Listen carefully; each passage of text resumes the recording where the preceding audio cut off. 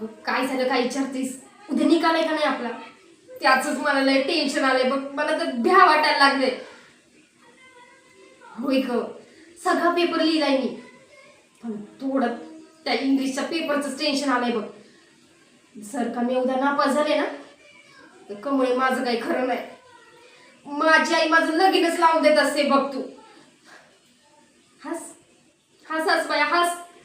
तुला काय, तू आहेस हुशार, पाच दिवशीला आणि मुंबईला बी जाशील कॉलेजला. माझंच मेरीचं इथं मराठी येणार आहे. काय करू मी देवा?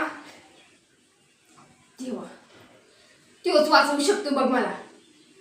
आपलं महादेवाचं मंदिर जागृत देवस्थान आहे ना, तिकडे जाते मी आणि त्याला साकडच घालते. हे देवा महादेवा, मला काही बी करणी या बारीला पास कर बाबा. एक नारळ ठेवते मी तुझ्या पुढे. जर का मी पास झाले तर आमची शेंदी मस आहे ना, तिच्या दुधाचं पेढं वाईट मी तुला. पण या बारीला मला काय बी करून पास कर बाबा. देवा मला लगीन बिगीन नाही करायचं रे एवढ्यात.